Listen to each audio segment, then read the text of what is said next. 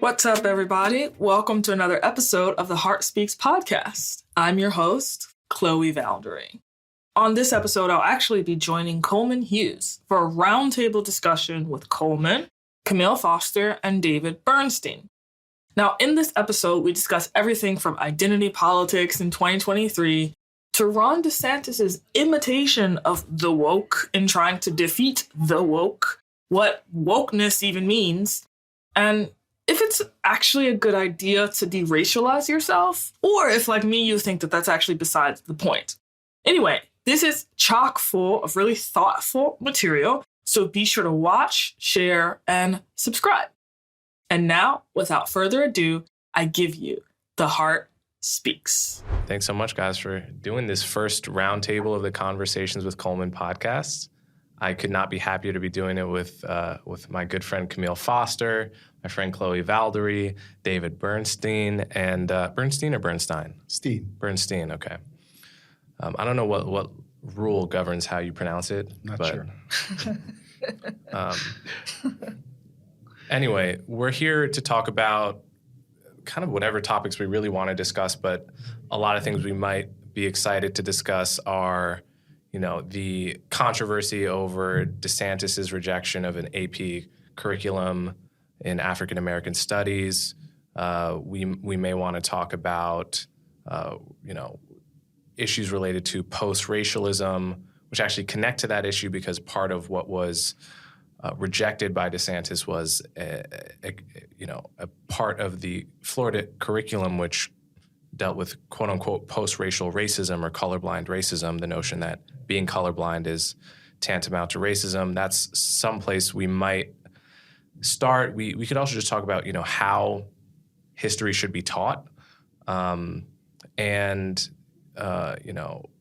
related issues. So I guess let's just start there. Have you guys been paying attention to this controversy at all? And do you have any reactions to, this salient issue right now? Yeah, I mean, I'm certainly paying attention. I mean, I'm on the board at FIRE, in addition to my other public commentary on these topics. So I've been following it. I know FIRE filed a lawsuit against the state of Florida on account of the Stop Woke Act, and that is still in progress, and we'll see how things come out.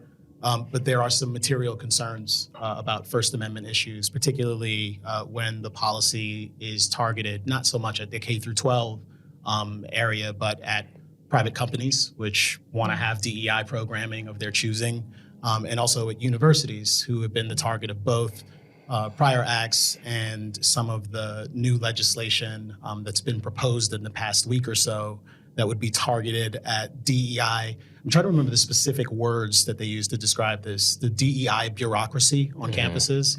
I believe Ron described it as going after these DEI bureaucracies and critical race theory and getting them off of campus.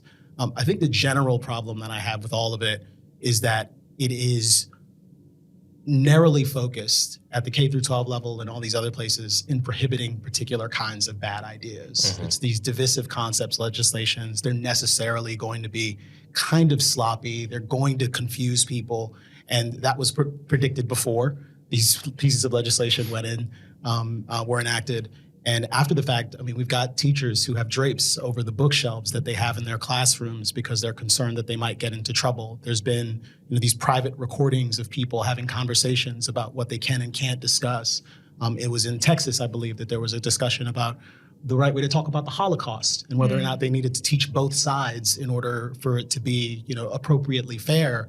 And some of this is not so much that the legislation gives one the sense that they need to teach both sides of the Holocaust. It's the general climate of concern and fear that has been animated by this particular approach. And I think there are alternatives if our goal is to actually have classrooms that are focused on critical thinking and teaching folks how to learn, on, of course, prohibiting any sort of bigoted language, but giving folks enough room to have complicated discussions at the appropriate age level then I think you affirmatively pass policies that try to achieve those goals. I think the kind of negative, specifically ideologically motivated targeting of ideas and the prohibition of ideas is just, it's dangerous. It has all sorts of profoundly bad potential implications, and it's hard to even predict what sort of abuses might happen if the governor and other related allies of his are able to get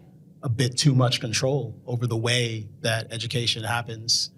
You're essentially centralizing a lot of the problems that, in this particular case, the status quo before was it's decentralized. There are local school boards that have to get involved. It does require parents to do something, but there are trade-offs. I would probably prefer that. It's a sort of federalist, a traditionally conservative principle there that is being eviscerated. Right. It struck me, all of this kind of legislation, this anti-woke legislation, strikes me as probably an unwise solution to a real problem, which is that parents are, paying tax money to send their kids to school where anywhere between 80 and 90% of the teachers are of one political persuasion, which means the far left ideologues, the people that teach colorblindness as racism and so forth, have a space potentially to teach their kids stuff that the median American parent really finds to be a political dogma rather than historical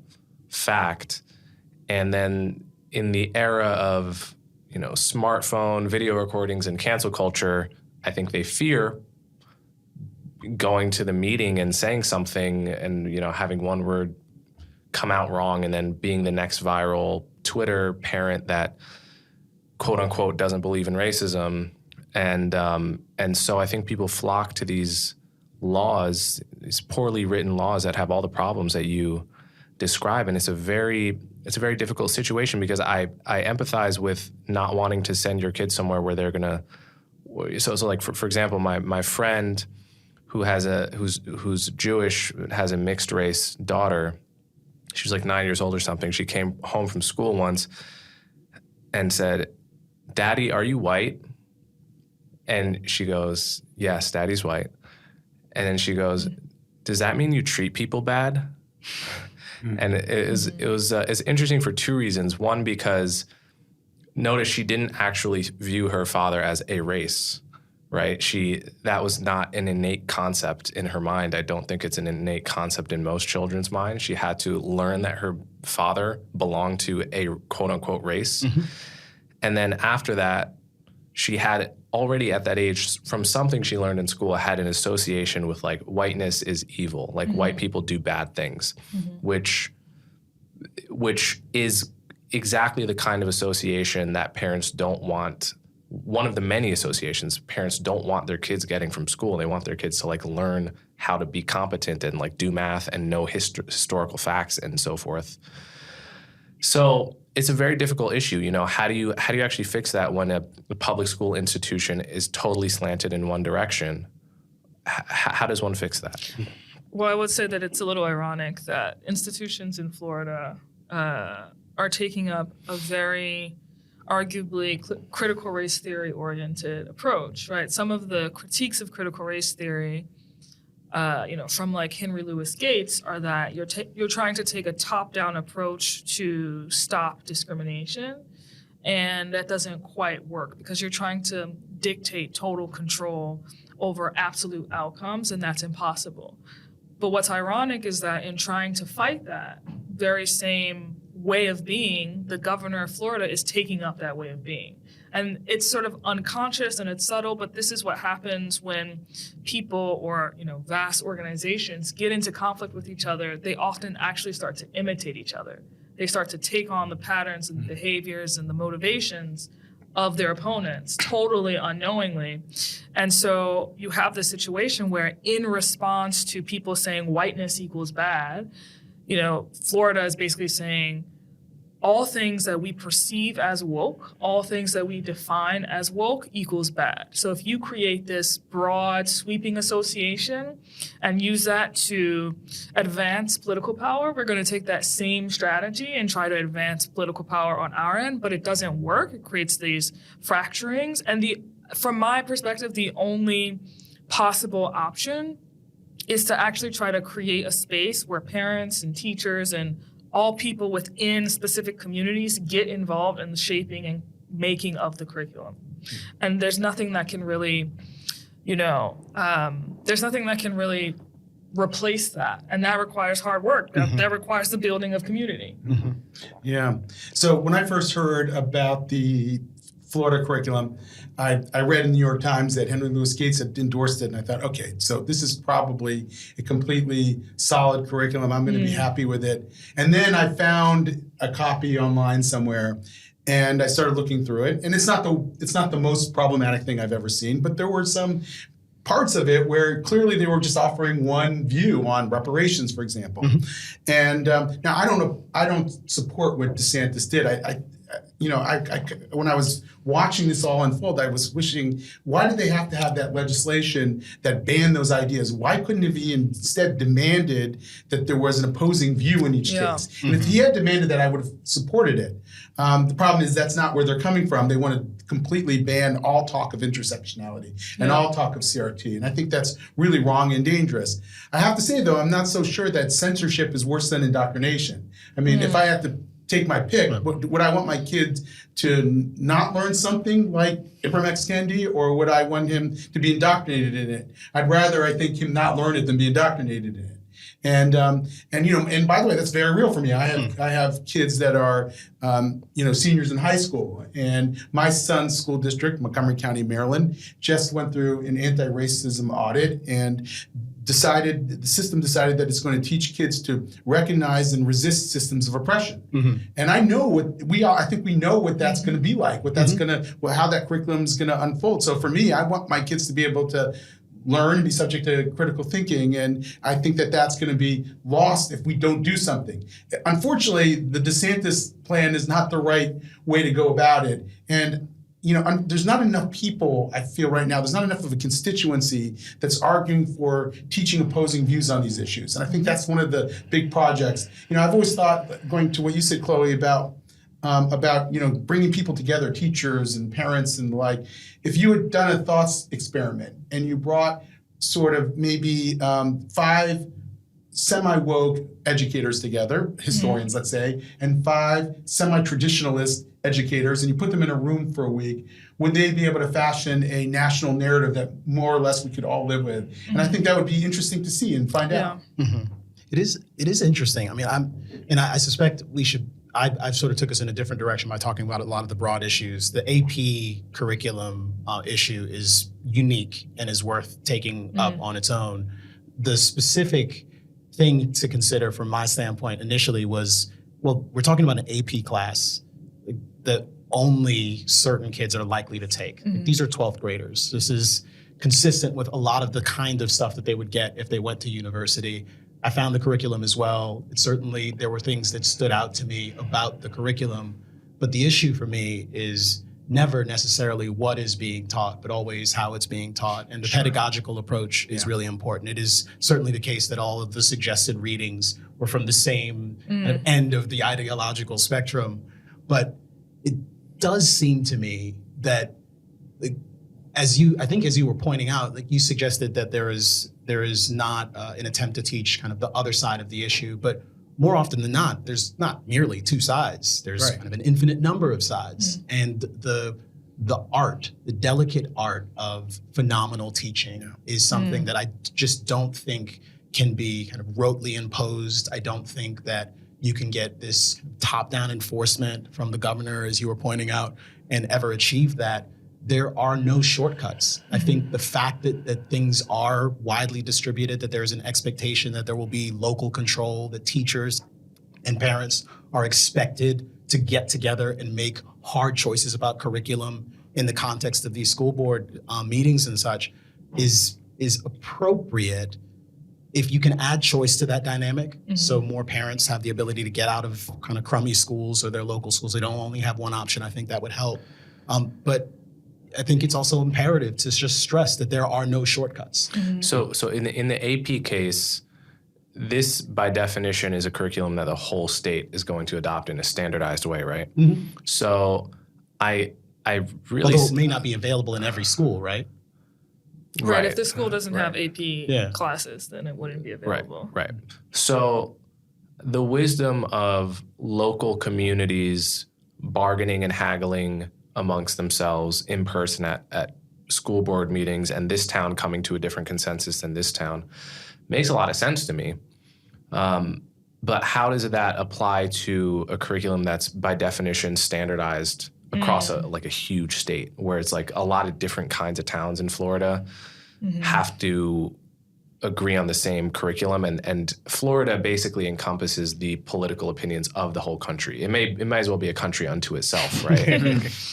like Texas and California. Yeah, that may be the best we can do, but it's a bit depressing to think that we can't fashion a common narrative or a common pedagogical approach to some of these very big problems. I've heard Chris Rufo, who's obviously siding with DeSantis in his approach here, say, well, ultimately, aren't we just going to end up with red state and blue state realities? And maybe he's even pushing in that direction.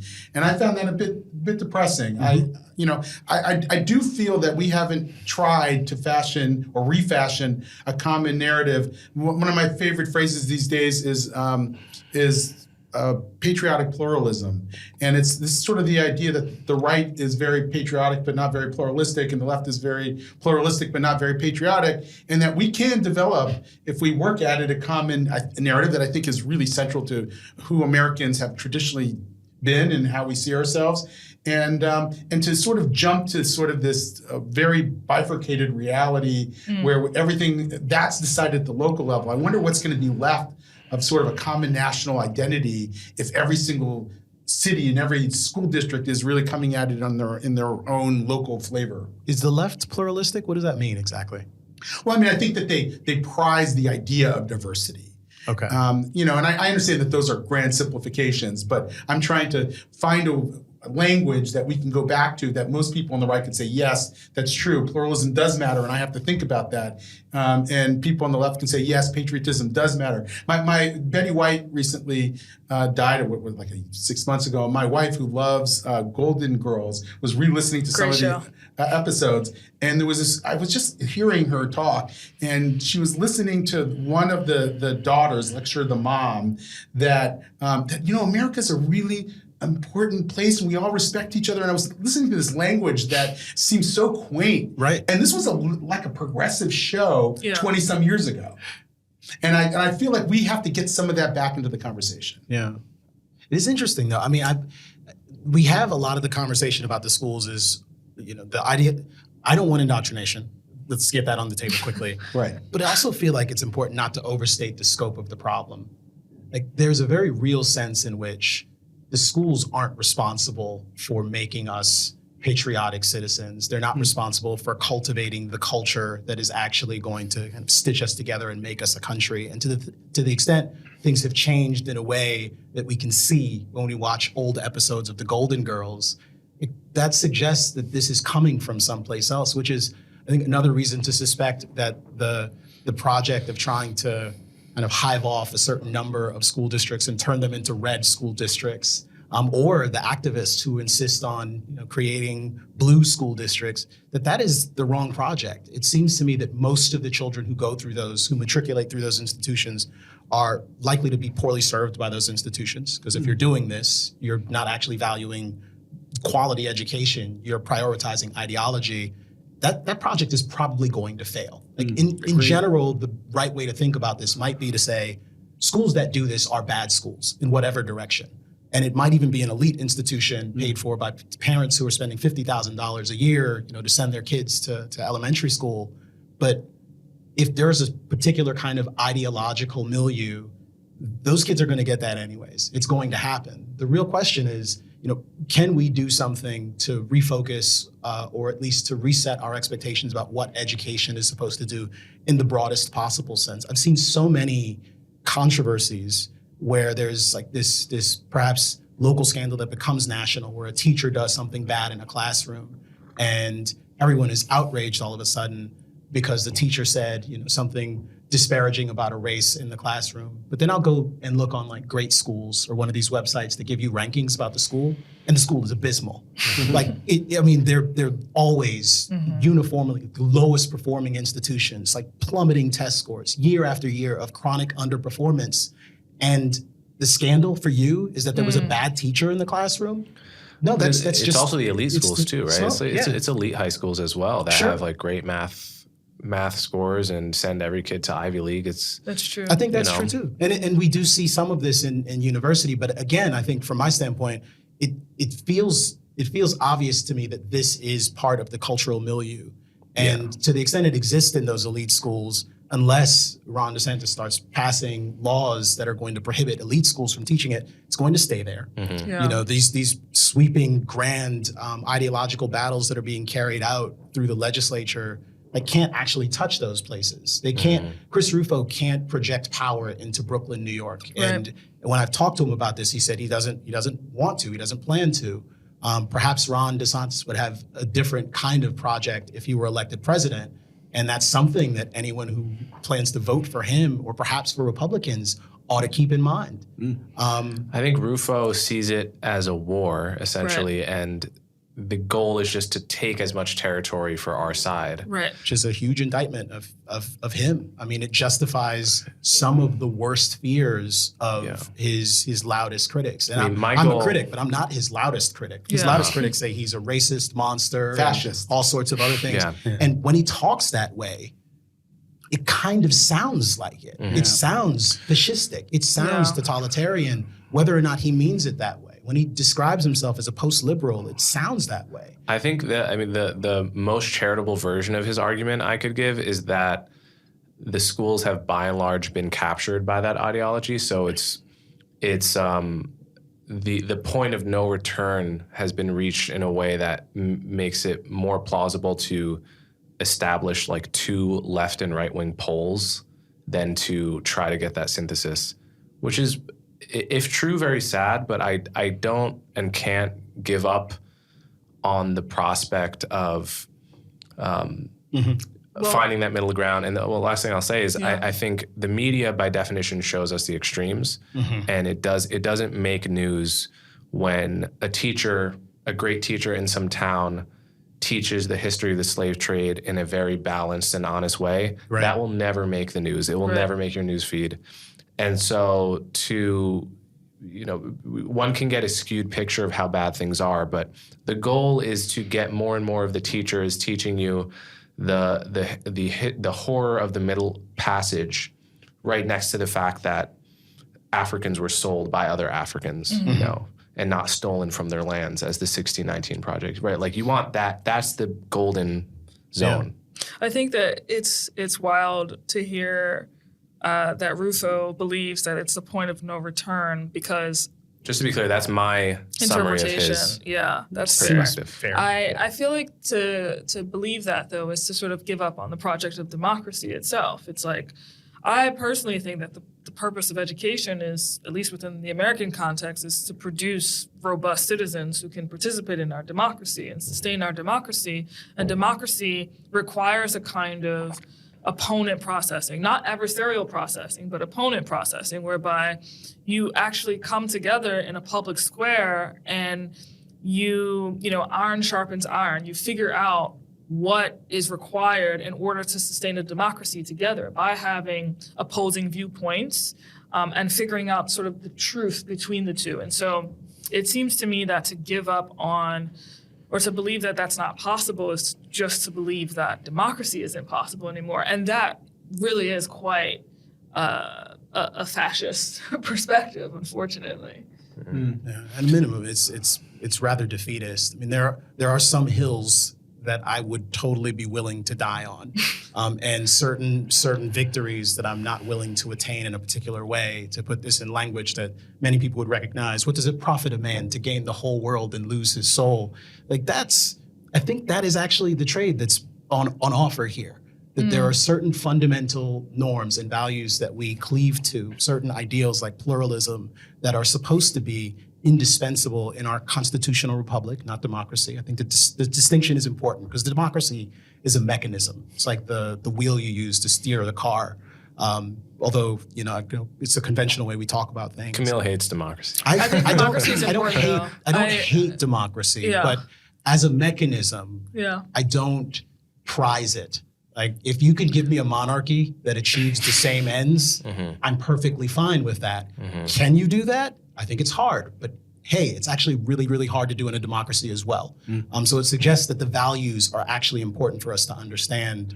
And it would be great if we talked about the values a little bit more as opposed to the shorthands that make it seem like we're talking about the same things when we're not. Can I just do a quick devil's advocate for sort of the Ron DeSantis, Chris Rufo? Do it, please. Yeah. And it's not where I come from, but I struggle with this. I'm watching what's happening in Canada, where critical race ideology and critical social justice are sort of running like wildfire. And there's no opposing political force in Canada. There's absolutely nothing stopping it.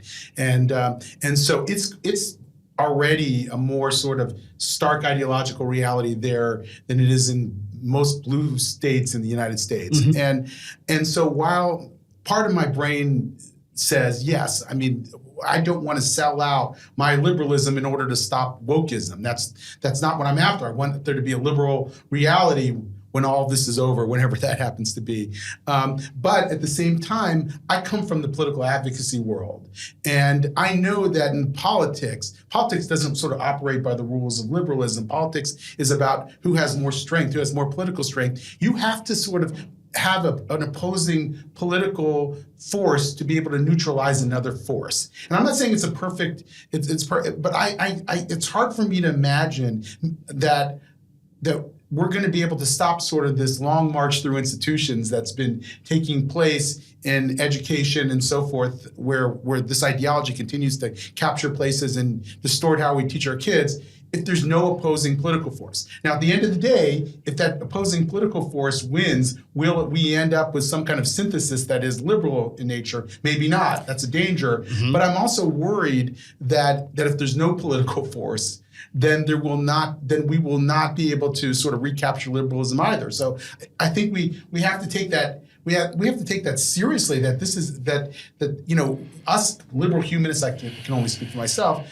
We're not that strong in numbers, and maybe we need this other force to exist, even if we don't like it. So I've heard this argument actually in one of the classes that I took in college about Malcolm X, and sort of like you needed both Malcolm X's wing of the civil rights movement versus King's version of the civil rights movement in order for people to actually see the legitimacy of and really understand the power of King's perspective, because it was sort of contrasted with this more dogmatic perspective.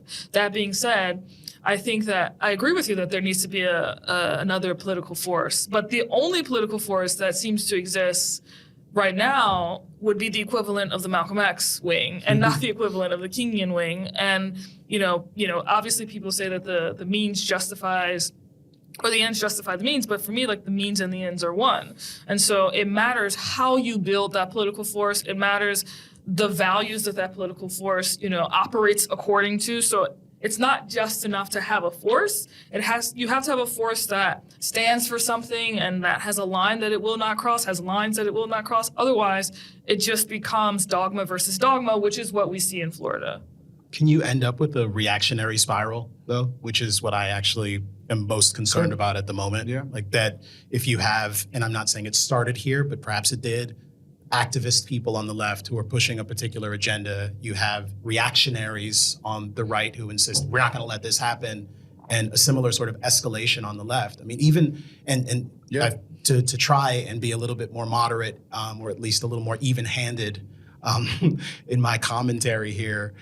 It is certainly the case that when I see representations of the legislations out of Florida and the actions out of Florida, I'll hear descriptions like they don't want to teach Black history.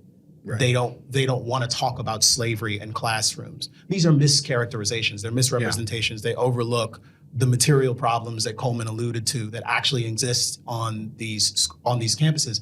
But it also feels like a very predictable response to the tenor of the conversation that's happening now. And it might be, and in fact, I think it is the case that there are certain things that are being done that are totally appropriate.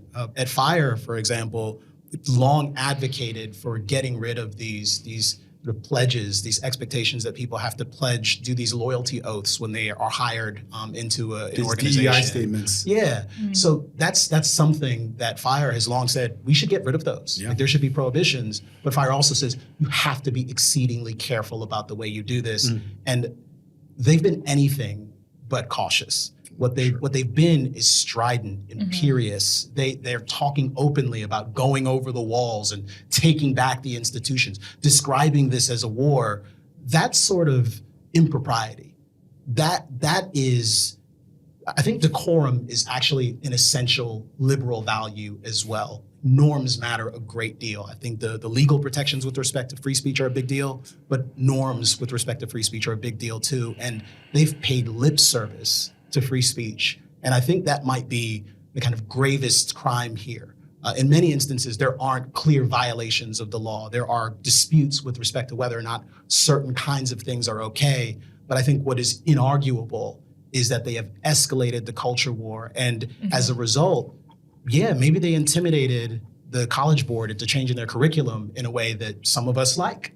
But it might also be the case that they have animated concern amongst some of the most eager activists. And we have seen similar sorts of legislation come out of places like California that is in the opposite direction. And that matters to me as well. Yeah. So I think that we have to pursue moderation here, and we have to pursue pluralism. And I think people who care about liberal values and really meaningfully do, like, have to push back against this and say, no, there has to be a better way. Like, we have to be able to come together and figure these things out and find better models for education. So one of the problems in education around these controversial subjects like race and identity and gender, sometimes it's not what is being taught, but how much of it is being taught, which is a very tricky issue to complain about. So for example, my friend showed me what his son, who's probably 6 or 7 years old, was being taught. And the subject of the day was culture. Like, what is culture? This is, as a young human, your first introduction to the concept of culture. A lot to talk about. And, the first few slides were some generic introductions to what a culture is, how a culture can be different, how food can be different in different cultures. Then around page 4, it starts talking about black hairstyles, right? And then page 5, it continues talking about black hairstyles. And then page 12, it's still talking about black hair. And then page 20, and it got to the point where roughly 80% of the lesson was about black hair. Now, I think as an American, black hair is, and its significance and its uniqueness and all that stuff, that would make a great 1 page of 20 on an introduction to culture, because it's something that American kids will be able to actually see with their eyes, and they can connect a subcultural difference in their own country to people wear their hair differently, and it means this, and it evolves over time. Afros used to be popular, and it kind of had this association with black power, blah, blah. That's a fine example. But for it to be the entire lesson is an extraordinarily narrow teaching of culture when there's 8 billion people in the world. And I would like a more worldly perspective to be offered. Again, it's tricky though. How do you complain about that without sounding like you're saying, oh, I just don't want to hear so much about black people, right? And much less how do you legislate that? Yeah. You can only 15% of the lesson can be, right? That can't be legislated. That's a ridiculous. So how does one even begin to go about addressing that issue? Well, this sounds like a norms issue, not a legislative issue, which is trickier because it just takes time to cultivate norms. I think we've wanted to do everything legislatively instead of actually asking how do we do the hard work of building community and being in community. And I think that so many of our problems stem from our collective failure to do that. I think legislative victories give you at least a moment to seem like you won. You can stand over the body of your defeated, vanquished enemies and thump your chest. But I don't know that you actually win that way. And it's It's funny you use that example, because I think I probably talked to you about the situation I've had with Leah when she had her first day of school. It was in February of last year, actually, at a brand new school. And I walked in and I saw this huge Black History Month display that was behind, that was right there as you come off of the elevator. And there was this book in the center of it, the title of which was Hey, Black Child. And my heart sank. And my heart sank because some of you perhaps don't know, I don't do race taxonomy at all. I reject it outright, which interestingly, for me, I find more things to hate in American public education with respect to these issues than anyone. Literally. To the extent you're talking about Black history and you're doing it with a smile, I find it problematic. To the extent you're talking about Black hair, I don't even want a page. I think it's all kind of gross to me. There's an implicit endorsement of the race taxonomy, and I want to confront it aggressively, but I'm a radical on these issues. I also think I'm right. All the abolitionists were radicals at one point. So we can talk about this because I know there's a point of disagreement between us. I'd love to, you being the only racialized white guy here. But I've been fascinated to sort of listen in and participate to a lesser degree on the whole sort of deracialization discussion. And I think probably, I'm guessing, maybe I don't want to speak for anybody, that we all agree that race is a social construct. But culture is not a social, culture actually exists. And sometimes I think when we're talking about race, what we really mean is culture. And the question is, how do you talk about culture in a way that doesn't overgeneralize, but actually is at the right conceptual level? How do you disaggregate culture in a way that makes sense? So let me give you an example of this. There have been a lot of Orthodox Jews getting beaten up by racialized Black guys, and about one a week in New York last year. Now there are a lot of people who in the Jewish community where I come from who want to say, why aren't we talking about the Blackness of the perpetrators? Isn't that a factor? Shouldn't we be discussing it? And I have to tell you, I'm very torn on that because the truth is that only exists in New York. There's nowhere else where there are Blacks and Jews living in close proximity. Maybe there's only one New York in that way, but where that's happening. You don't see that anywhere else. And actually, it's not even everywhere in New York. It's in 3 distinct boroughs in New York City. And so it's a cultural phenomenon. It has to be a cultural phenomenon, but it's not a Black cultural phenomenon, which is the issue. Yeah, but in a way, though, it's not also happening it's not Asians aren't doing it. But it's still not a Black cultural phenomenon. It's not 90% of Black men that are doing this. It's not even 20% of Black men that are doing this. It's as you localized it. It's particular neighborhoods. There's a particular culture in those neighborhoods, at least one of many particular cultures in those neighborhoods, and it's producing this bad outcome. We do generalize because it's convenient and because it makes the world a little bit easier to handle, but those abstractions necessarily obscure our view of what's going on. And I think there's something about dutifully avoiding using the word Black when you've decided that you're also going to capitalize Black and use it in other contexts, but you won't use it when you're talking about this kind of racially contentious assault. But I think being deliberate in systematically, to use a somewhat charged word, avoiding invoking the race taxonomy to talk about these things is another matter entirely. I don't think Black crime is a useful concept. I actually think it is actively harmful, if not outright destructive. It is a canard in a very meaningful sense. There are particular communities that have to deal with high crime rates. And in those communities, in some cases, it can be like living in a war zone. When you have 100%, 200%, 300% increase in a murder rate in a neighborhood or a borough, that is a huge deal. To talk about it in terms of Black crime, both does this kind of ugly work of essentializing Blackness as somehow fundamentally violent and obscuring the very particular unique nature of the crime. And I think in that way makes it harder for us to solve the problem. But there's this issue though, which is that it is fundamentally impossible for the state to not abstract. Impossible. No, I expect there to be abstractions, but maps are abstractions. There are more and less useful ways to draw a map. And a map that, is say one-to-one and includes all of the details of the things you might encounter in the world is utterly useless. This is a bad abstraction. And I think it has become abundantly clear, given the way that race works. Yes, it's a social construct. It's also an ideological commitment. As an ideological commitment, I think it is exceedingly disruptive and has infected and poisoned our discourse. It makes it hard for us to think clearly about sophisticated problems. We have the illusion of sophistication where we talk about maternal outcomes with respect to race and imagine we're doing something important and sophisticated. I think it's preposterous.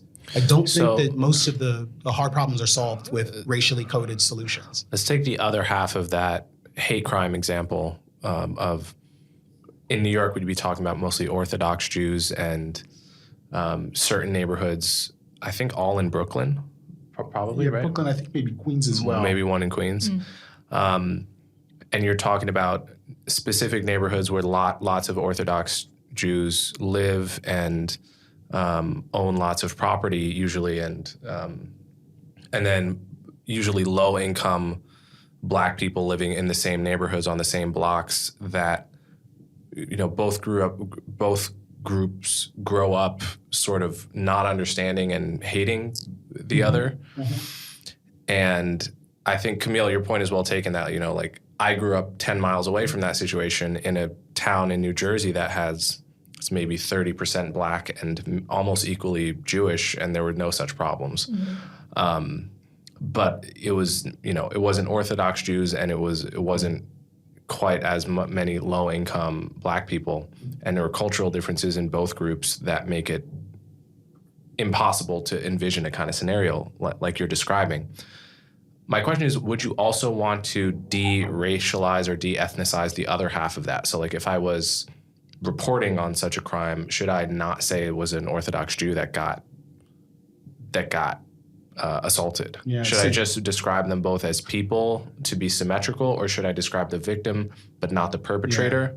That's why I said I hear what, Camille, you had to say on that, and I sort of resonate to it, but there's a part of me that says there's still certain cultural markers that can be relevant and that we can render it impossible to actually solve the problem. And so I think it is germane to the situation that it's an Orthodox Jew. And if you don't talk about that, then we won't actually know who's being targeted by whom. And I don't, while I agree completely that the Blackness of the perpetrators is not something that you could universalize by any stretch of the imagination, I'm also not sure that it's completely irrelevant as well. I mean, it still might come from it's related to a specific cultural milieu. It's not the same as what's happening in opioid-infested white areas. It's like, I just heard this crazy statistic that white men my age, like in their mid-50s, are dying at a higher rate than Black men of the same age because of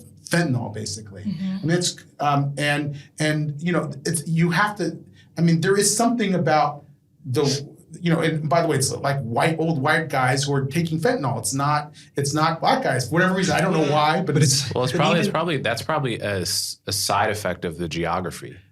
If you were to talk about where it is that people are subject to the opioid crisis, my understanding is that whatever you came up with there, the most useful description would be people in these sorts of areas, whether that be rural, whether that be there would be former factory towns, and it so happens that the vast majority of people in those towns are white, but you will find almost no sociological or opioid similarities between that white guy and a white guy from the suburbs. This is like one of my gripes with the George Floyd moment is that you had, Black people, high up in corporate America, claiming some kind of advantage or gain by saying, "Well, look what they did to George Floyd. Put me on a corporate board." And that's somehow B is a response to A. It's seen as a response to A because they both happen to be on the same third of the skin color spectrum and be broadly identified with the same subcultural group in America. But it seems like that's, to Camille's point, just like a very a deeply shallow to use a kind of oxymoron, understanding of the issue. The primacy of race in our conversations about these issues is a matter of habit and practice and convenience. People recognize it. It resonates with them in a particular way. Even as we're talking about it here, and I think you're noticing it as you're describing it, like there is a bizarre kind of conflation that's happening. What on earth is a white area that has this higher rate of opioid use? Financial district in Manhattan is a white area. It doesn't have this opioid use. That means there's some sort of profound distinction between these two communities. What is it? Right. And what are the things that make communities that struggle with high rates of any sort of drug abuse similar to one another? Is that perhaps more important than race? Yeah. Do we need an entirely different cultural taxonomy in a way that allows us to talk about these problems that are localized in certain cultural milieus and not others? Do we need another way to talk about them that sort of transcends race and blackness and whiteness? I mean, Coleman's example a moment ago when he talked about was incredibly sophisticated. Like, there are these distinct populations that live there. They are kind of visually easy to distinguish. They rarely come into contact with one another because one of these communities is actually, as a matter of their faith and lifestyle, kind of cloistered and isolated and very unusual, even by the standards of the broader society. When you have a dynamic like that and you have a community that is dealing with any number of really challenging social problems and high rates of poverty, this is a bit of a powder keg. And I haven't mentioned race once there. And I'm not trying to obscure anything. I'm actually interested in getting to the root of the issue so that we can tangle with it. And if someone casually uses black and white there as descriptors, and they could do it in a way that was not so dissimilar from the way that we talk about height and weight and hair texture or something, I suppose I wouldn't care, but we actually don't have a lot of practice doing that. And I think what I am interested in doing is not so much, policing word choice, but actually encouraging people to interrogate the ideological commitments that they have signed on to without really knowing it, and the implications of continuing to do that without ever making a meaningful effort to try to fix it. Instead, we've literally seen the resurgence of an aggressively essentialist racist paradigm. And I mean racist not as in bigoted, but like racialist.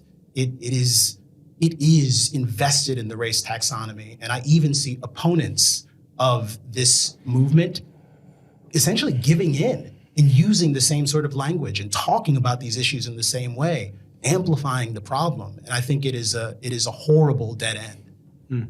The question is, when it comes to personal identity, what does it mean? I'm Jewish. Okay, I consider myself part of a Jewish people. I know to a degree that's a construct because my life as a Jew in America is very different than the life of a Hasidic Jew in Jerusalem and the like, or an Ethiopian Jew, living in, the southern Israel or whatever. But I still maintain the perhaps myth of Jewish peoplehood, and I do think it enriches me as a person. And I have people who call themselves Black American friends who like that and enjoy being that and want to call themselves that. And even though they may, on an intellectual level, know that once you try to scale that into talking about it in the way that we are right now, it becomes problematic or can become problematic. And so the question is, how do we sort of not throw away the baby with the bathwater there? I mean, tribalism is a real thing. I mean, maybe for you, it's okay to say, look, no one has to say they love being Jewish and they're part of a Jewish people, even if they were, born with the two Jewish parents. They can say, that's not for me. I'm cool with that. Great. But I think that there's a danger that it comes across when we talk about deracialization, that we're trying to sort of obliterate cultural categories that people actually want to take part in. And I've heard it in your conversations with Glenn and John and others. And I think that there's probably a way out of that. I feel like sometimes we end up in this sort of semantic hell over these questions when the truth is, it's okay. Tribalism is not going to go away. I'm not going to cease being part of a tribe, and I want to be part of a tribe.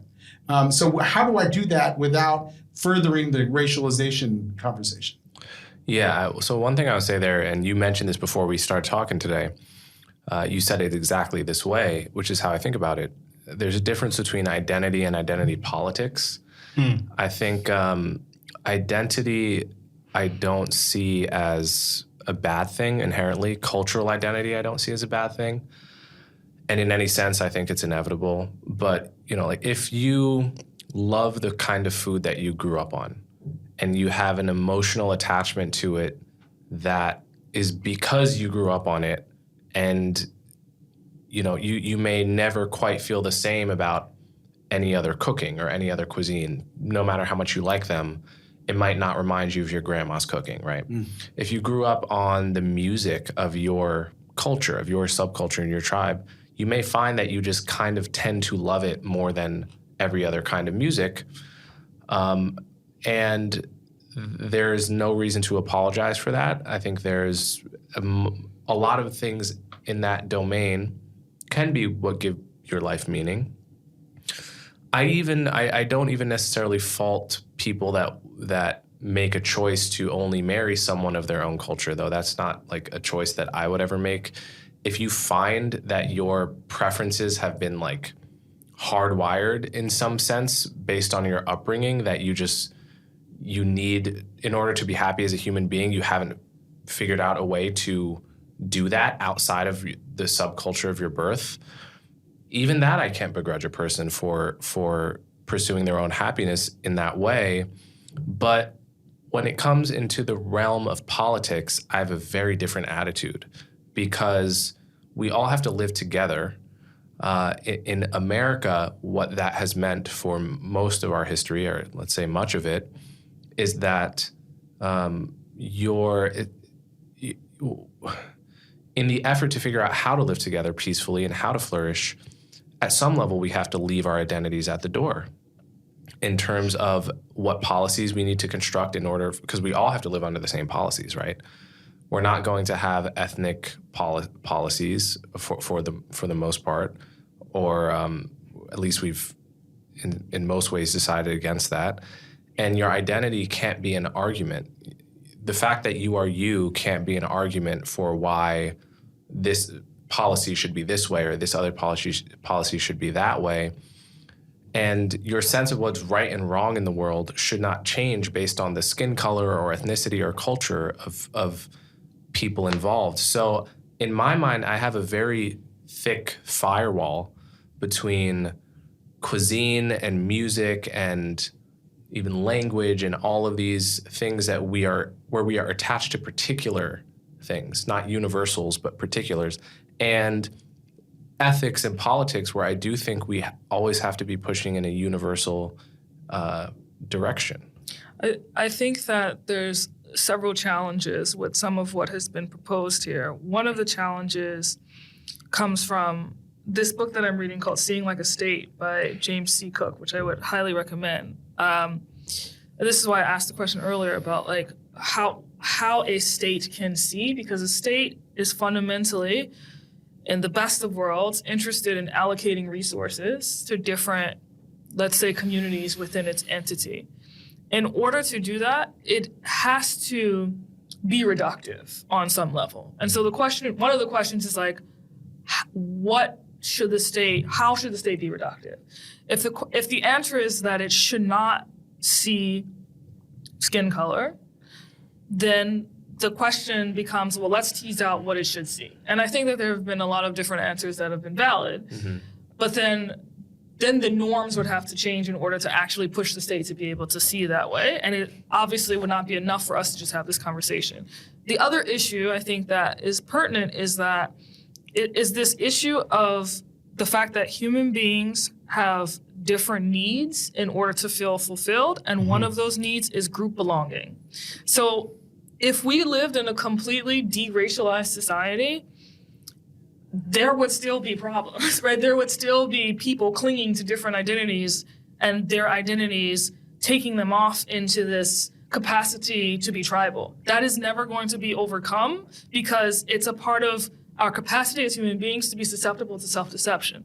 So there, in my opinion, there is no world in which, we automatically get to, let's say, a deracialized society, and all of a sudden, this politicking thing that we do where we use identity to gain power sort of ceases to exist. That's never going to happen. It's built into the fabric of what it means to be human.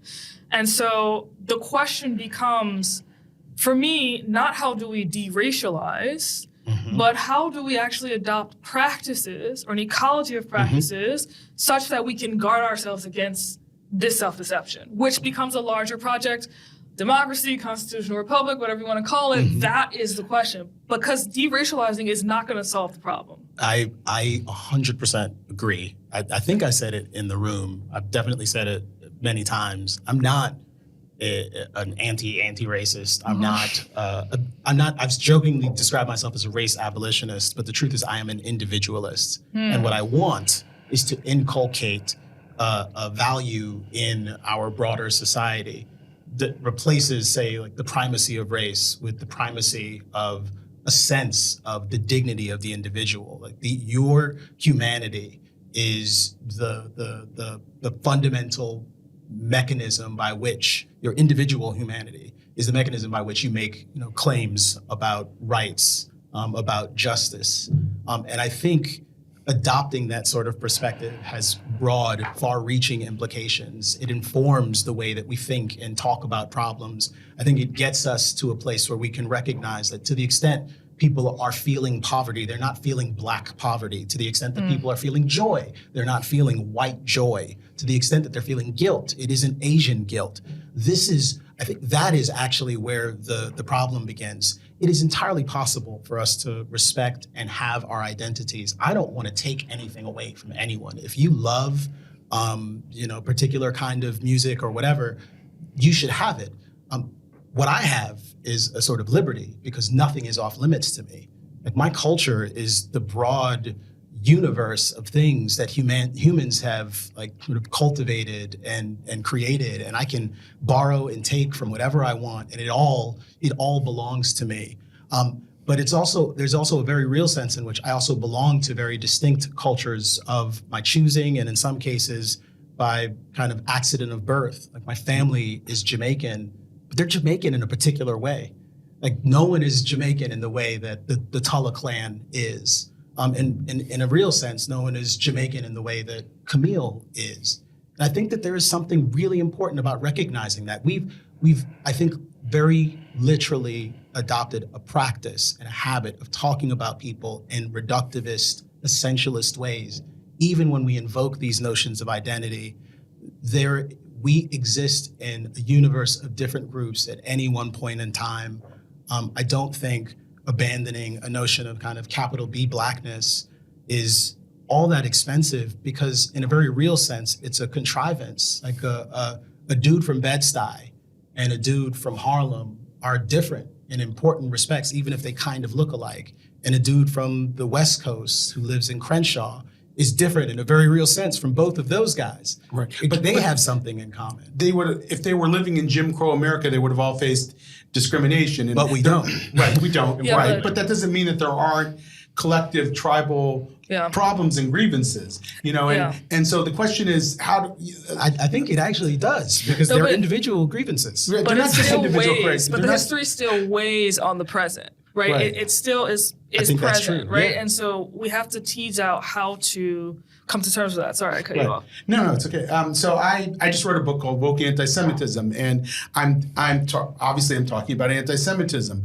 Now, in a way, that is, you could say that's identity politics. I'm coming forth with a grievance that, and it's not against the state. It's in society. Well, this is happening, and that's not good for my tribe, and it's not good for society. Now, what I don't do, and to me this is one of the major delineating factors, I don't claim that my argument is beyond scrutiny. I don't believe because I'm Jewish and I've experienced anti-Semitism, I have some monopoly on wisdom about anti-Semitism. I believe that I have, if you want to hear me out on it, you hear me out on it. And and I'll make my arguments, but it's just one data point. And it could easily be that there's other data points that you should listen to, or other people's lived experience that you should listen to. So I think that's one thing that separates sort of the brand of identity politics we're dealing with now, sort of quote unquote woke identity politics, which is a claim of authority. It's a standpoint claim. It's that my lived experience qualifies me to define this for the rest of society. That's a very, very aggressive claim. It's saying that you don't have standing in the conversation if you're not from that group. And I think that's what's the problem is not necessarily identity politics or not necessarily having grievances. Groups will have grievances. It's the claim that our grievances should not be questioned that I think is what leads the current discourse astray. I couldn't agree more with that. I mean, I think this is happening not just on the race issue, on lots of issues. It's like there are many people that will say, if you're not a woman, you have no place weighing in on the issue of sexism, right? Or on the Me Too movement. Like, you should just shut up. If you are not trans, you have, why are you so interested or concerned in the politics and policies surrounding when and how children transition? Like, how could you, there's like someone like Jesse Singal is constantly getting attacked for, why is this guy that's just like, quote unquote, cis, straight white guy, quote unquote, obsessed with trans, right? Where if he were a trans person, no one would question him having written many thousand word articles on the topic.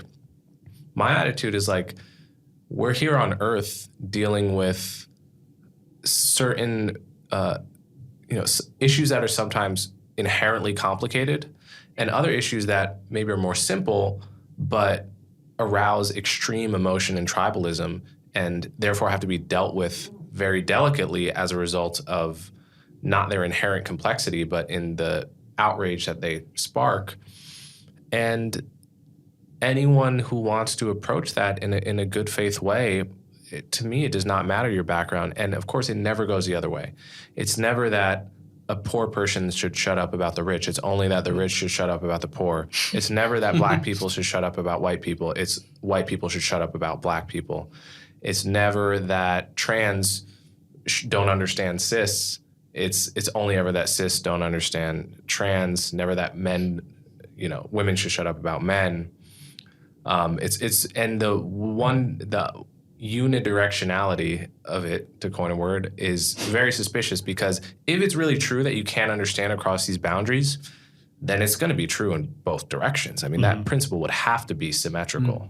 And it isn't. And it isn't. I mean, one thing I'd say about the assertion about groups experiencing things and having, for example, grievances, there's a kind of macro-micro distinction that I think is happening here, right? Where we're saying it's just kind of a collective belief, a collective sentiment.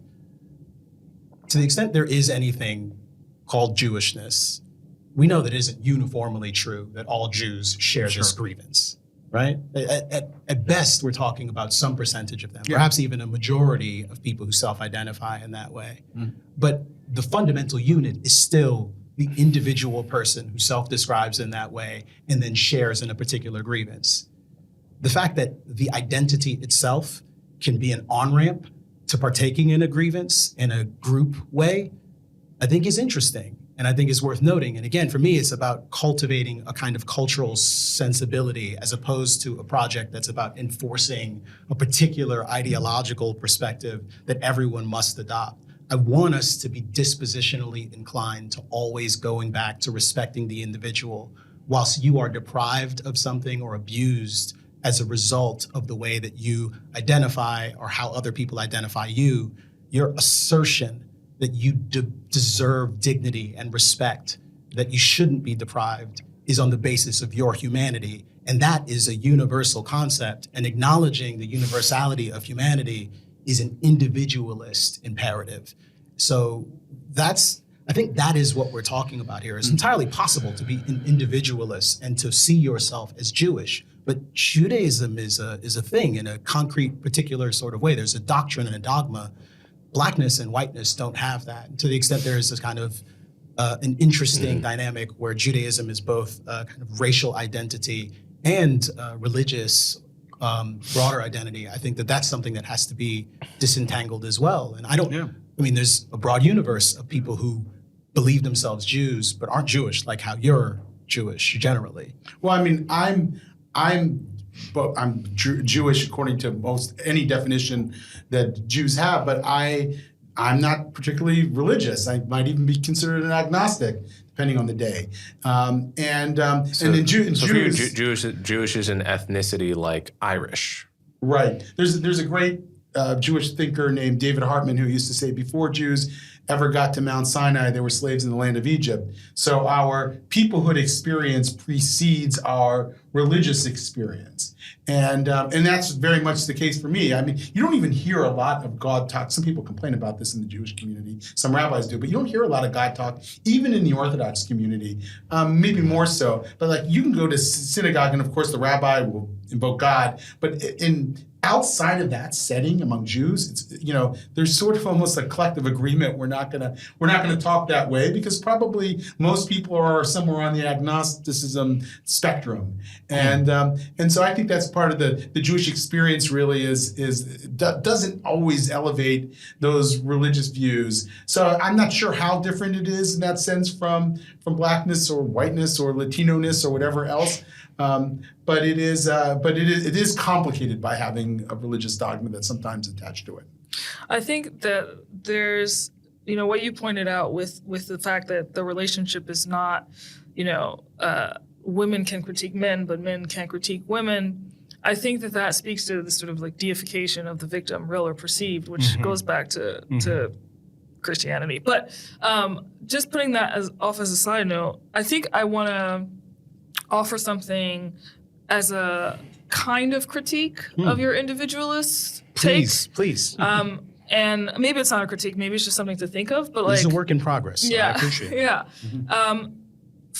From some of the things that I've read within cognitive science, specifically the work of John Vervaeke, who's a cognitive scientist at the University of Toronto, around the age of, I think, like 3 or 4 is when we start to develop what we have labeled the ego, which is basically a sense of separation from our fellow humans. But the way that we develop that is actually by internalizing other people's perception of us. I say all that to say, I think it's actually cognitively impossible to be a pure individual, meaning my sense of self has been shaped by my relationships with other people.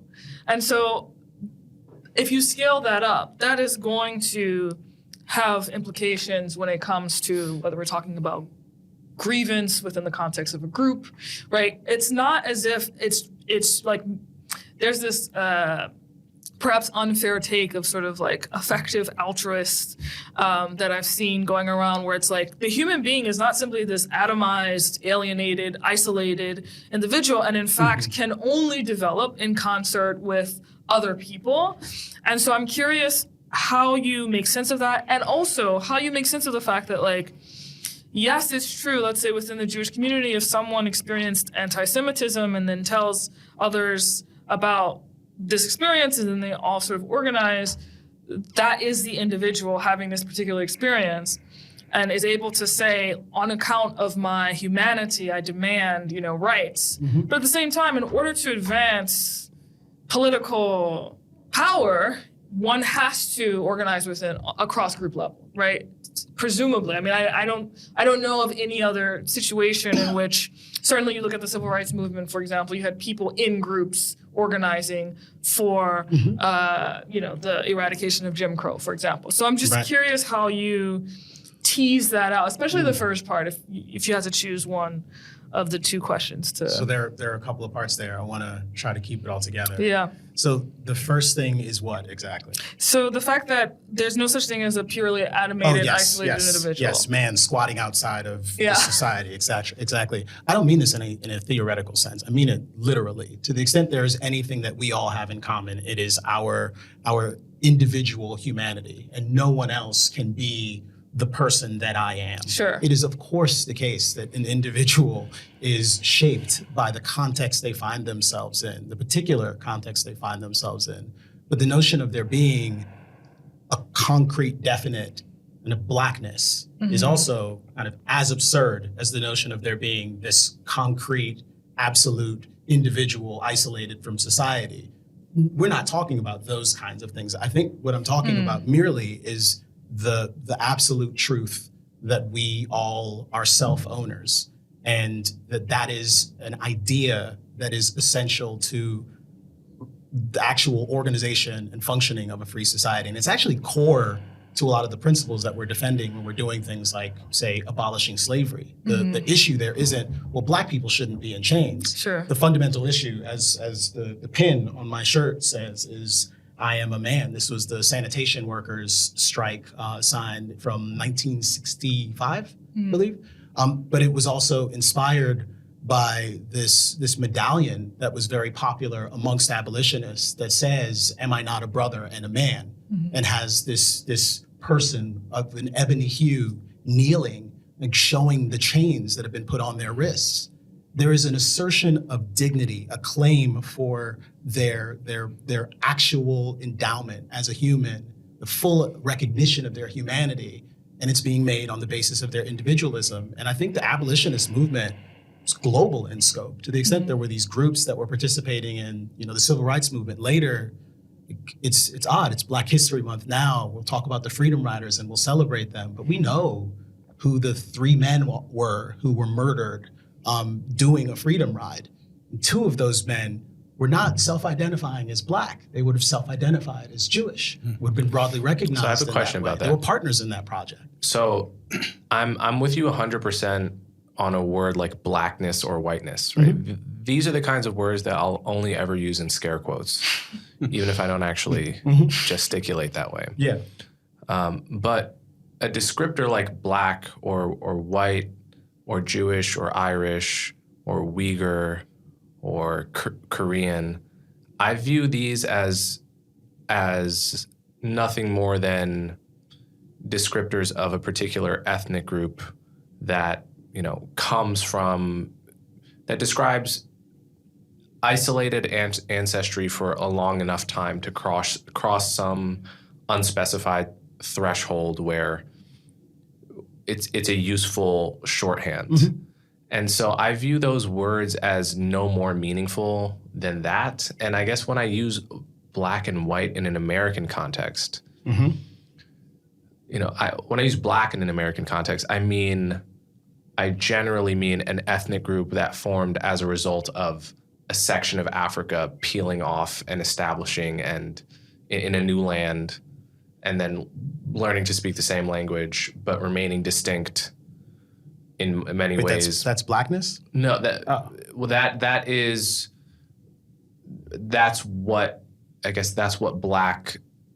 why Black refers to a particular ethnic group in America rather than the other definition of it, which could be racial. But I'm referred to as Black. My family is from Jamaica. Right.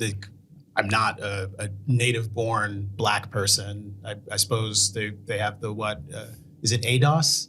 Although that would, what is ADOS? African descendant of American slaves? Yeah. Yes, I wouldn't American qualify descendant as ADOS. of slaves. To the extent there's some ethnicity, that's more defensible than this notion of Blackness, which tends to subsume all manner of people who kind of sort of look alike, which I think there's a very real sense in which some of these concepts are just obviously absurd once we actually start to look at them more closely, like Asianness, for example. Yeah, that's totally an absurd one. But Blackness is as silly. I know, but especially maybe not Africanness. quite as silly. By the way, I'm Asian American in that my mom is an Iraqi Jew, and I am 50.4% according to 23andMe Asian. So my wife, who is from Hong Kong, you're not Asian. Stop saying you are. But it's an interesting thing. I had a philosophy professor in college who used to say critical reasoning requires 2 faculties, not one: the faculty to make distinctions for sure, but also the faculty to make good generalizations. Yes. And so what generalizations are germane? What generalizations about ethnicity make sense and which ones don't? Right. I was just listening to this comedian. I can't remember. He's half Black, half Korean. And he was talking about his Korean mother. And it was hilarious. I mean, he was talking about his mother saying, "No, that's true." And of course, as soon as I heard that, I started making fun of my wife, who sounds like, who says, "Yes, I will say what's ever on my mind. It's because it's true." And you know, and we both recognize that cultural stereotype as having validity because we see it in ourselves, in our own lives. Mm-hmm. And I think we have, and that's why comedy is funny, by the way. Comedy is funny because it allows us to air that in a slightly safer way than you might otherwise. And so I don't think we should be too quick to give up that, because they'll continue to exist because they're real in a sense, because mm-hmm. we see them in our own lives. You can't pretend not to see them. But can I take a run at something? I don't want you to give anything up. I want to reshuffle the deck. I'm saying that individualism has primacy over all of those things, and that perhaps may cause us to scrutinize some of these other things a little bit more. Yeah. Like there's a tangible way that when we talk about kind of blackness, even in the way that you just did, it's interesting, Korean and black. Right. Again, I don't know what you mean. I was very conscious of it. Which you're right. Actively thinking about it. I didn't want to say racialized black. Right. So I want to cultivate that interest, because I think we have a practiced and robust kind of incuriosity about the various ways that race distorts the way that we see the world in ways that are actively harmful. And I think there's perhaps a uniquely American problem, but as George Floyd illustrated, we actually have the ability to export this madness abroad. And by madness, I mean the race monomania, where someone black dies in an engagement with law enforcement, and the presumption is it's racism straight away. And you have to bend yourself into knots in order to sustain that presumption when 5 men who are arrested for the crime initially all kind of look like him. It ought to get us to recognize the absurdity of what we've been doing. Instead, we're finding ways to reinforce the ideology.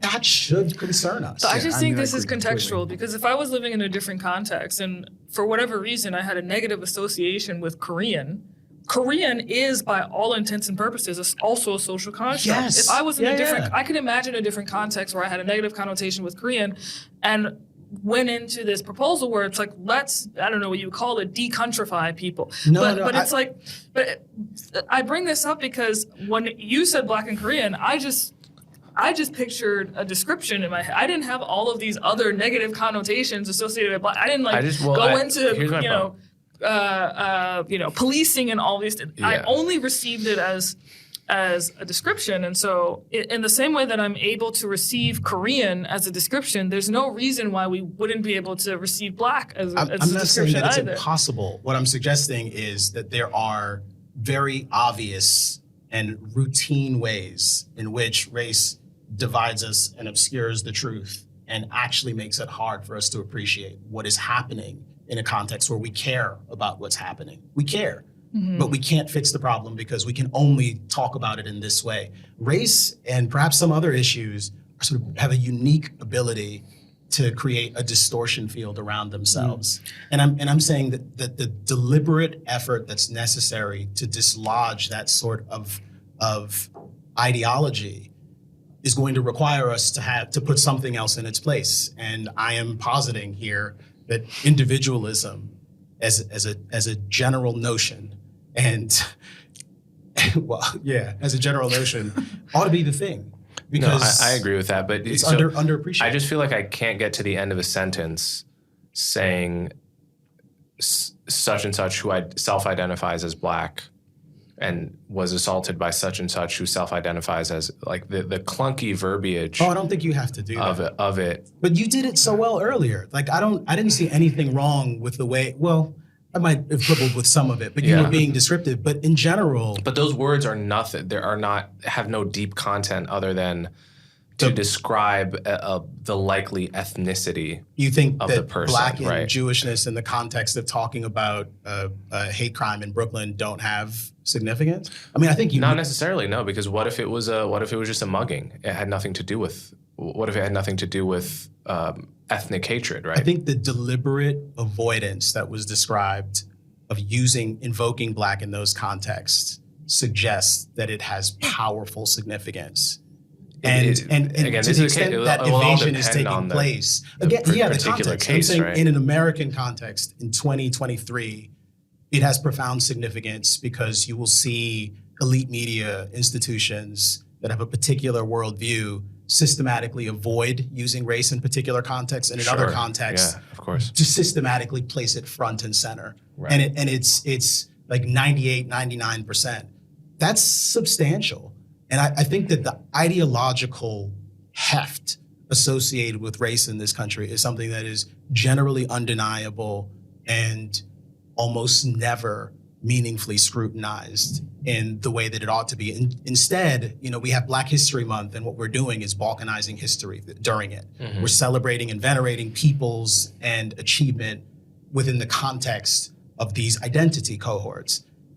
I mean, maybe one of these years we could spend a year or the month talking about the way that these concepts were created and invented and imposed, and the reasons why they were imposed, and the detrimental impact that they still have on our ability to engage with each other in meaningful ways, and maybe step back from some of the reification and enthronement and really sanctification of the race idea, and I should say race ideal, that has actually been achieved in recent years. I think it's tangible, it's out there. It's the reason we're so concerned about quote unquote wokeness, which is just a word I have trouble using now to speak of words that by the way, these air quotes. I don't know if you want to go there at all, but I just wrote a book called Woke Anti-Semitism, which admittedly was modeled after our friend John McWhorter's book, Woke Racism.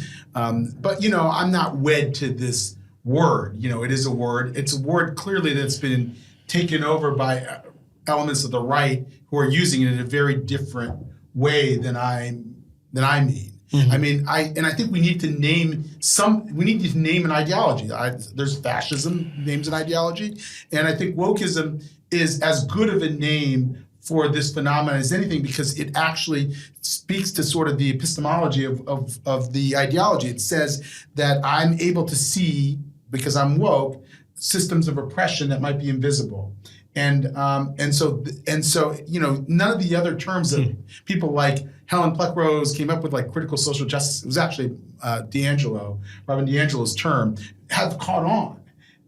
And so we're left trying to figure out a word that we can use to describe this ideology. And I feel like even if we come up with something that's non-offensive for a while, we all agree on it, we start to use it, it won't be long before somebody from the political right comes and takes it over and then turns it into a pejorative. And I just feel like we have to sort of at some point say, listen, these language, we're going to be able, we have to be able to talk about these things.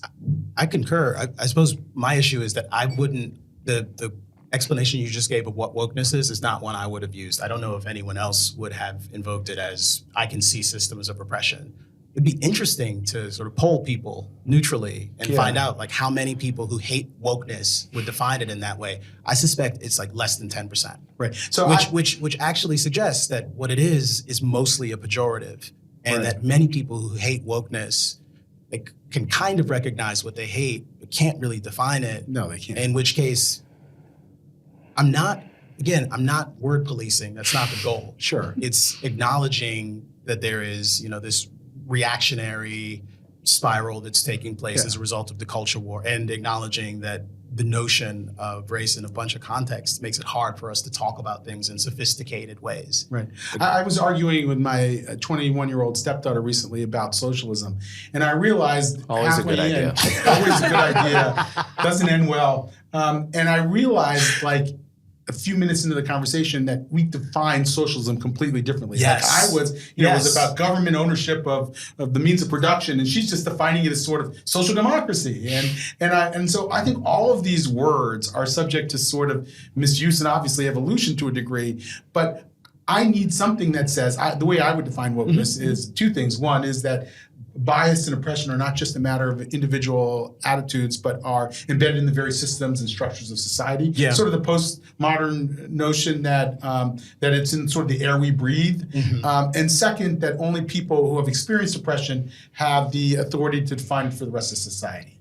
Now, what I'm trying to do is describe this ideology that has taken over so many institutions and what are the core elements of it. Right. And if there was a consensus to use something else, I'm all in.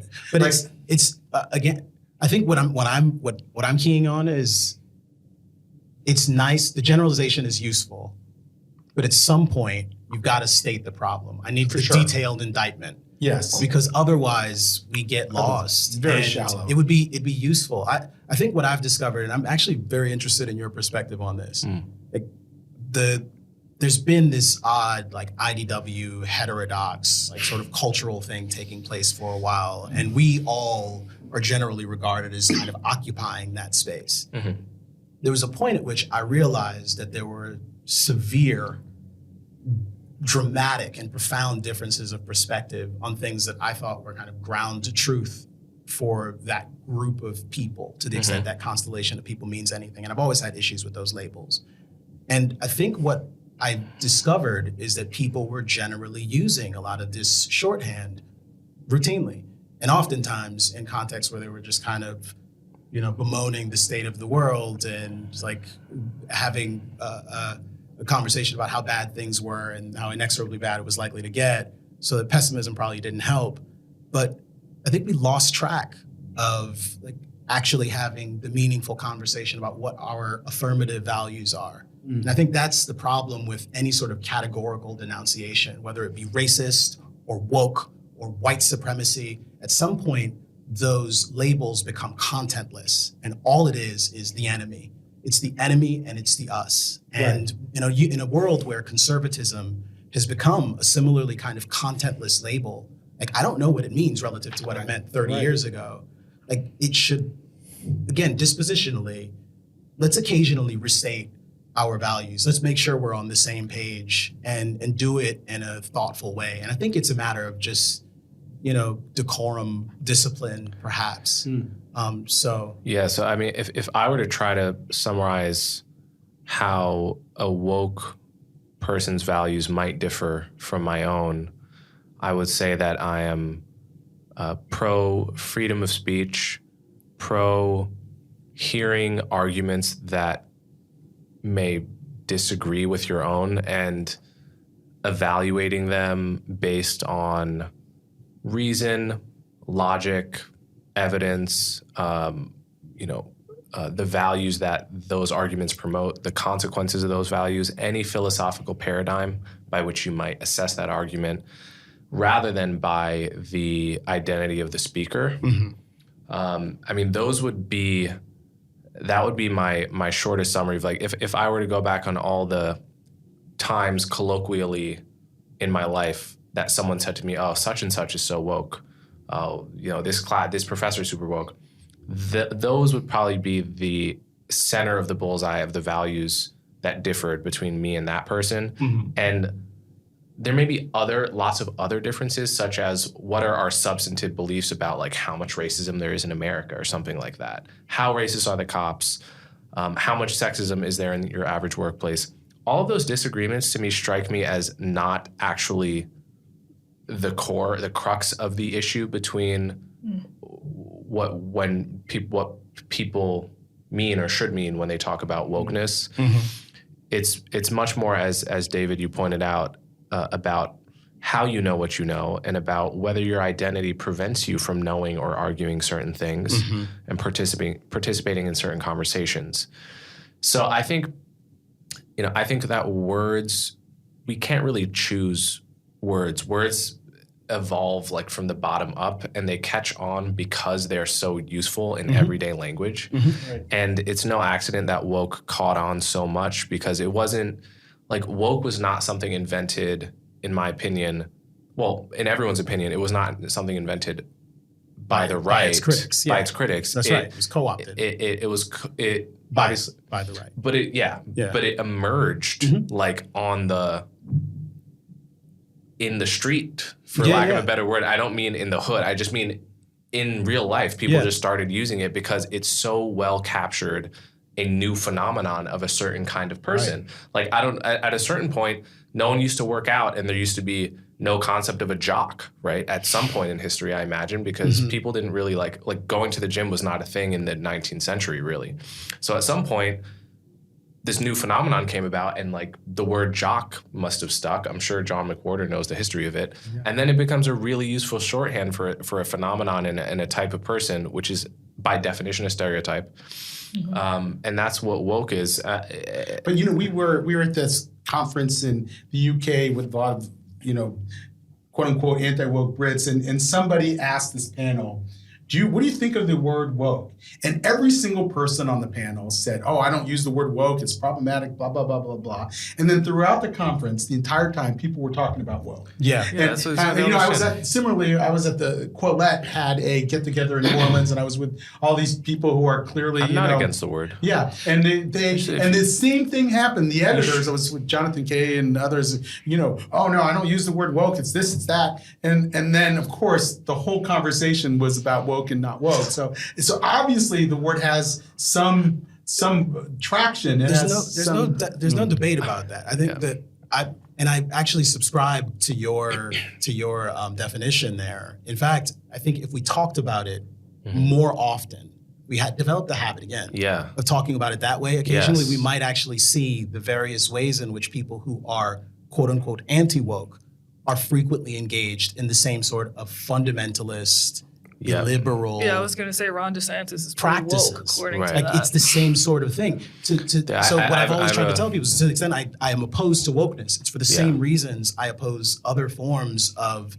people imagining that you derived your authority from your status as a member of some group. This is the important thing that I'm actually fighting for, and not the thing that I'm fighting against, which I have at some point you have to talk about. A reply guy on Twitter who any tweet I post about any topic, he will go, says the guy that voted for Biden. Have you not blocked him yet?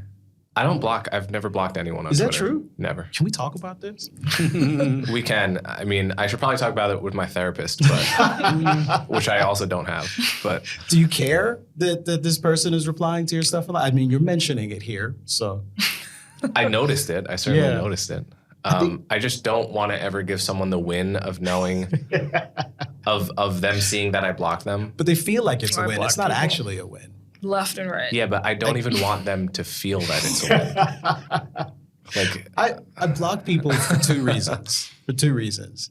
One, if you're being sort of like openly abusive, like I block you because I don't need to engage with that. Two, if you're just being like really, really annoying, and I do it for my own purposes. Like I don't need that sort of distraction. Like it's going to agitate me, it's going to annoy me, it's going to make me upset. I'm going to think about it later. Like it'll continue to show up on my feed. Sometimes even muting those people isn't enough because then they're like commenting on the thread and it's changing it in different ways. I mute people precisely because they can't see that they're muted. Yeah, but I'll block you.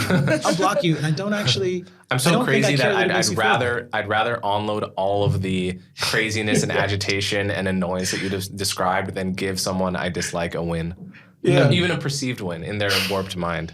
Yeah. And again, I should probably talk to my therapist about that, but that's my policy.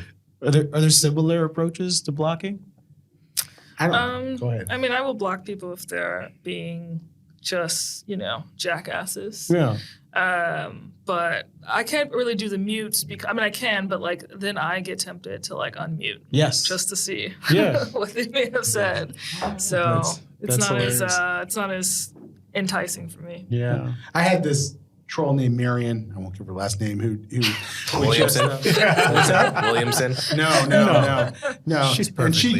And she just. It was constant, pretty much daily. Finally, I blocked her just because it became too much. She became mean, and so mean is sort of a dividing line. But I had this sort of eternal, irrational hope that if I start engaging with people on Twitter in a constructive way, that we can actually have constructive arguments. And I think I've been right about it maybe once out of 10 times. That sounds about right. And realize that, they sort of resort back into this, like especially if not to use the whole anti-woke thing, but I will. If they go, this pervasive snark, and I just want to say, well, can't we just go back to that, having the conversation and asking how you think you know what you know? Having the public eye on you, which is what Twitter is, every commenter knows that they're in a public space and others are going to be reading. And that's when the snark comes out. I don't think all those people are snarky people. I think if you talk to them one-on-one, most of them you'd be able to have a very respectful and totally different tenor of conversation with them. But because they're on stage, they bring out the snark and they hope that they're perceived to be owning you. And that's the goal, and you can't have a conversation like that. I try to do the thing as well, engage in constructive ways. I've even tried to, and have many, many times in recent months and weeks, like been quote tweeting something I don't like, but rephrased it so that it's not as pointed. And it's direct, it's stating my perspective. It's clear that I disagree, but it's often buttressed by a question. And I want to try to, in myself, and hopefully it kind of emanates outwards as well, like cultivate a different sort of sensibility and approach to conversations. And I don't know that it's 1 in 10. I feel like, though, it might be more recently, more often than not, and it might be a matter of just kind of picking the right targets and actively blocking people who are annoying. But I will also say that I unblock. I actually wish it was timed. I wish that was an option. Like I could just give you a timeout. Yeah. I was talking to an atheist dude the other day, and he just kept insisting that I was saying that religion and science are equivalent with one another. And I kept saying, I don't believe that. He said, but you think. No, I literally just said I don't believe that. You're like, go stand in the corner. Daddy is very mad. You have a 5-minute timeout. Yeah. And he did view the blocking as a victory. He did his victory lap. Right. But the block it's for me, but I think it's also for him. I think you get enough of those. Maybe you don't think this is a victory anymore, but I don't know. I can't care about that part. Yeah, why would you refrain from, I'm just curious, because you're a very Zen person. So it seems that way. Why would I refrain from? That turmoil in his heart. Refrain from blocking someone because you perceive that they will perceive it as a win? Because it's all your perception, ultimately. Right. But you can never really know. I mean, don't. She'd be a good therapist for you, by the way. Just saying. This is what I do for a living. I have a different perspective. If someone, yeah, I've heard you like spit bars that are like withering. So I don't imagine that you're filled with love and compassion for every critic. No, not at all. I think I have a lot of anger in me too. So if I feel like I'm being put in competition with someone who's being a dick to me, I don't want to give them any semblance of thinking they won. Because that's like, if you've chosen battle, then that's part of how I'm going to battle you, is like, I'm going to ignore you. And if I'm not going to let you know that you get to me. Yeah.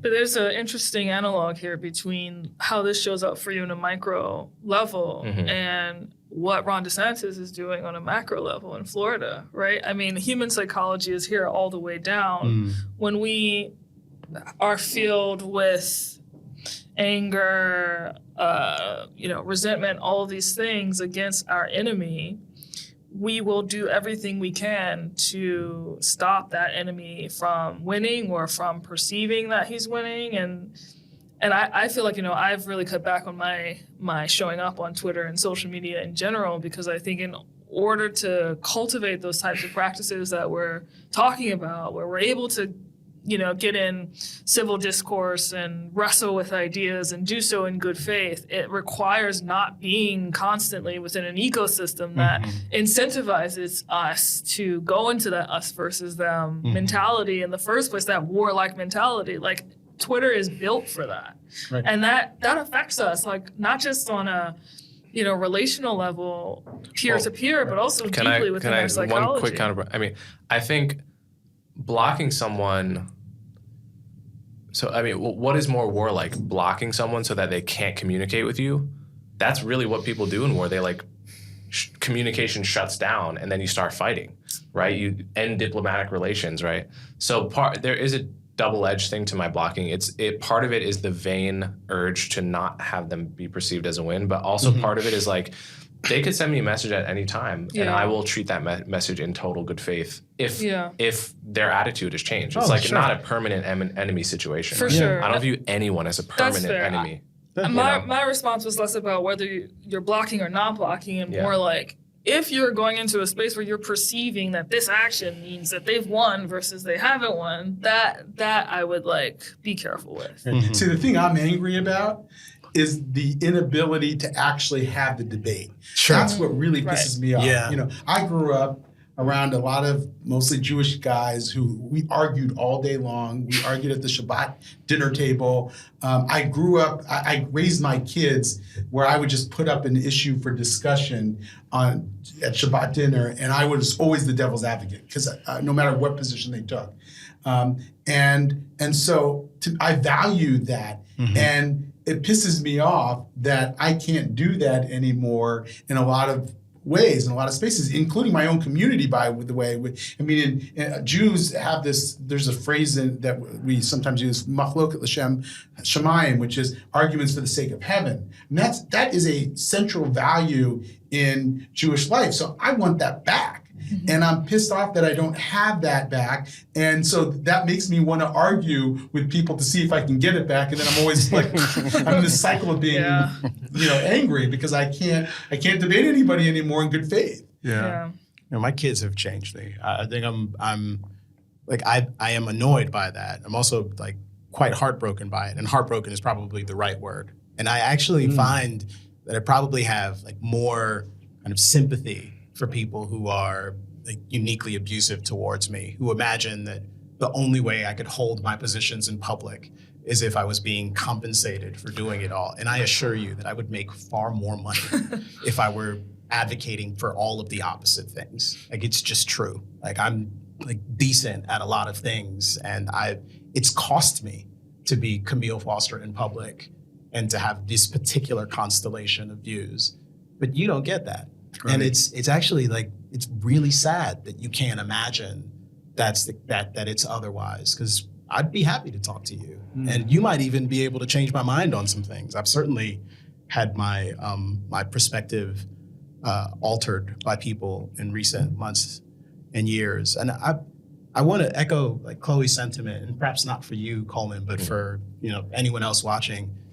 It is for you, like protecting your own peace and not being consumed by enmity and contempt is for you. And the place where I probably still need to do this is the only people I generally have like this kind of unquenchable contempt for are people who are actively, physically doing like violence to other people. And even there, I try to marshal some kind of sympathy, and people who won't engage.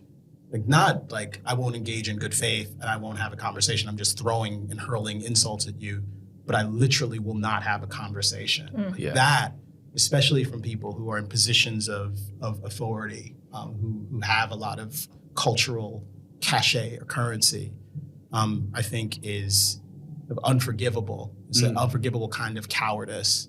But I need to cowardice or malice? I think it's cowardice. Because if you actually believed in your ideas, you'd be out vanquishing your foes, not trying to kind of ignore them into oblivion. There's, though, this idea that persuasion isn't really possible. This was in Kendi's book, and I think I've heard similar things on Ezra Klein's show, that persuasion just doesn't work all that well. That's the position. This is not. How did they square that with the many things on which we've changed our perspective? Just that people died out, and that's what changed? Yeah, so like people die out, policy has changed via political force, and then people catch up to the policy.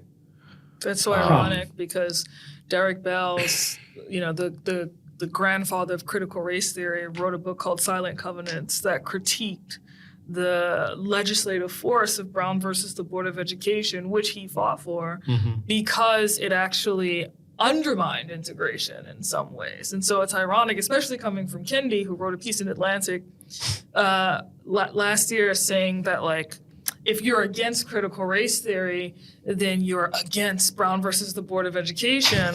When the grandfather of critical race theory came out against Brown versus Board of Education to advance this particular observation that like integration has to happen from the ground up, and you can't just have a sort of from the state down abstracting, superimposing order or superimposing integration on societies without that level up emergence normative integration to sustain it. You know, I grew up when busing had just become enforced in Columbus, Ohio.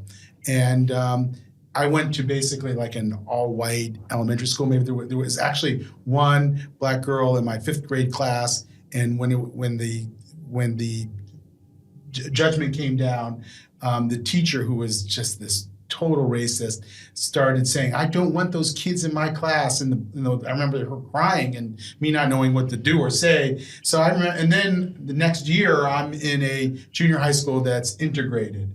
And so I experienced that. And I have to say, like, to me, it was one of the best things that ever happened to me. You know, and I know that maybe the kids who were bused across town, because I wasn't actually, I stayed in my home school, might have had a different experience. Maybe their communities were disrupted as the critique of integration goes.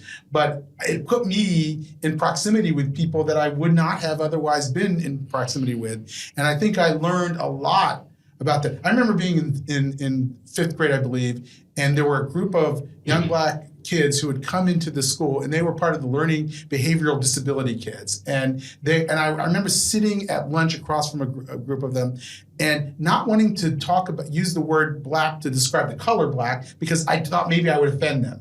And of course that quickly dissipated once I'm in this, in an integrated school. All of a sudden I was, they were like, either they were, we joked all the time, and I learned how to interact with people who were different than me. Sure. And so I do feel like it has played an important role in society. I don't know quite what yet, because still, I still think you go into cafeterias in integrated schools, and black kids are sitting at black tables and white kids are sitting at white tables. So I don't know, like, does that mean that it's impossible, or does that mean that it is working? It's just taking a lot longer than we thought. You hear the other version of that story too, where the integration took place and there was a tremendous amount of friction in a community. And I don't know. I'd imagine that it is different all over the place, which is why the top-down solutions to these complicated social problems and localized problems don't work. Yeah. Highly local. Yeah. And deeply personal and cultural.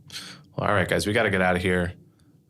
This has been a great conversation, a great first roundtable. I hope the people, the audience really enjoys it. Before I let you all go, I want to let my audience know how to follow each of you in particular. I mean, that they probably are aware of you, Camille, and probably of you, Chloe, too, as well. But I haven't had you, David, on my podcast yet. I've had the other David Bernstein. I know you do. He's a friend of mine, by the way. We're routinely confused with each other. Yes. I totally thought the other guy was coming today. That would have made sense, too. That would have been a good conversation as well. Anyway, this is not... David Bernstein from 6 months ago on this podcast did not morph into being you. I just want to be clear to my audience. This is a different human, different individual, Camille. But yeah, can you plug all your projects so people can follow you before we get out of here? I do a podcast called The Fifth Column. It's at We The Fifth on Twitter, wethefifth.com. And I am a partner at Big Think and Free Think, where we tell stories about the people and ideas that are changing the world, and you can get smarter faster. Awesome. You can check out my podcast, The Heart Speaks. You can also check out my startup, Theory of Enchantment. We do awesome anti-racism training that's rooted in giving people a cultivation of practices so that they can show up whole, secure within themselves, and so that they don't project their insecurities onto other people. We just shot something with you. You did? Yeah. Yeah. It looks Came good. out yesterday. Yeah. Yeah. Is that right? Yeah. Oh, I didn't know that. Just a lot of people that work there. Go watch that. I'm David Bernstein, the David Bernstein of the Jewish Institute for Liberal Values. I went to The Ohio State University. And I'm a founder of an I've been in the Jewish advocacy world my entire life, and I'm a founder of this organization that's meant to push back against this ideology, which has found favor in large swaths of the Jewish community, and to try to restore open discourse and liberal values into Jewish life, and to push back against the variant of anti-Semitism that we argue is emerging in this current ideological milieu. You can find me on Twitter at David L. Bernstein, Bernstein. And I'm the author of Woke Anti-Semitism, How a Progressive Ideology Harms Jews. You can also find the organization JILV.org. All right, David, Chloe, Camille, thanks so much. Thank you. Thank you. Thanks.